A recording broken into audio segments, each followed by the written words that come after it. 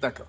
Merci beaucoup. On passe à la suite maintenant avec David Lefort et c'est l'Actu Plus. Aujourd'hui, on va s'intéresser à une expression ou quelque chose que vous connaissez au moins à l'oreille. Mais qu'est-ce que ça recouvre exactement? C'est tout le propos d'Actu Plus, figurez-vous.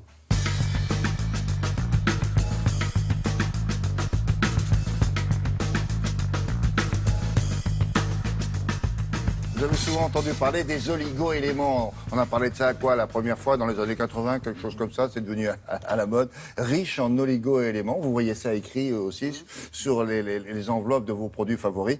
Bien évidemment, qu'est-ce que ça veut dire? C'est la question. La réponse, la voici. Où est-ce qu'on les trouve, les oligo-éléments?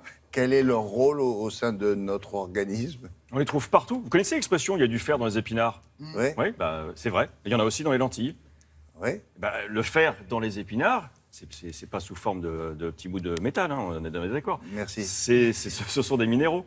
Ce sont des minéraux. Et donc, ce sont des oligo-éléments. C'est pas tout. Il y a du zinc, du cuivre, il y a aussi l'iode, le fluor. Alors, qu'est-ce que ça apporte à l'organisme? J'allais dire pas grand-chose. C'est comme les vitamines, c'est 0 calories.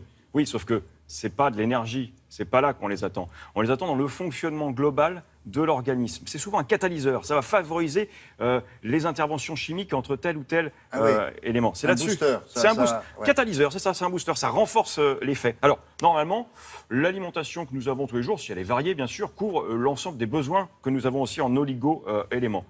Sauf dans certains cas, quand une femme est enceinte, par exemple, quand on est en pleine croissance pour les enfants, ou encore quand on est stressé. Mais sinon, on trouve donc ces oligo-éléments dans l'alimentation, y compris dans l'eau, qu'on vient de voir passer. Et c'est là où il ne faut pas confondre oligo-éléments et sels minéraux. On s'arrête juste 2 petites secondes.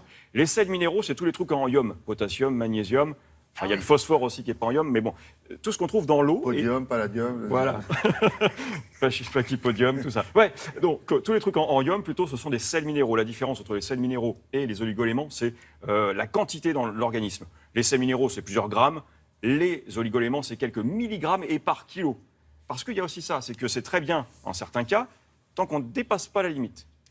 Ouais. Si on en a trop. Comment c'est ça, nous? Par exemple, le cobalt. Il faut les doser, alors. Ouais, c'est pas qu'on le dose. Quand on fait une analyse sanguine, généralement, on cherche un certain nombre de choses. Et il y a des seuils à pas dépasser. Pour les oligo-éléments, c'est vraiment infime. Le cobalt, par exemple, c'est très bien parce que ça permet de synthétiser la vitamine B12.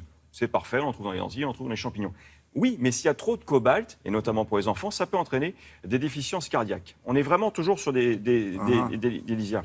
Plus connu, le cuivre. Le cuivre, il nous sert à quoi en tant qu'oligo-élément? Il joue sur la synthèse de l'hémoglobine. Vous savez, ce qui transporte l'oxygène dans le sang. Le fer, c'est des globules rouges. Le fluor, on dit c'est bon pour les dents. Oui, c'est bon pour les dents. C'est un oligo-élément. C'est un oligo-élément. Bon pour les os également. Donc voilà, et la liste est très longue. On en trouve aussi une vingtaine sous forme de traces. C'est-à-dire que c'est tellement infime que là, on ne sait pas s'il y en a, mais on a la trace. Le passage, oui, vous arrivez, vous marchez dans la neige, il y a une trace. Vous n'êtes plus là, mais il y a une trace. C'est pareil, c'est-à-dire que il y a des oligo-éléments dont on suppose qu'ils ont un rôle dans le corps, qu'on en a dans nos tissus. Alors, on peut se supplémenter en oligo-éléments ou il vaut mieux aller voir des professionnels quand même? Il faut de toute façon aller voir des professionnels parce que quand il y a un dysfonctionnement physiologique, on sait que ça peut être dû à une carence d'oligo-éléments. Et là, ils ne sont pas tous sur le même plan. Il y a quelques-uns, par exemple le fer, l'iode, le zinc, le fluor. Ceux-là, ils sont susceptibles d'être soumis à la carence. Donc, s'il n'y en a pas assez, on a vraiment des difficultés. Mais ce qui est très bien avec, par exemple, le chrome aussi, on n'en a pas encore parlé, mais le chrome, ça aide à synthétiser le sucre et les graisses. C'est important pour l'insuline notamment.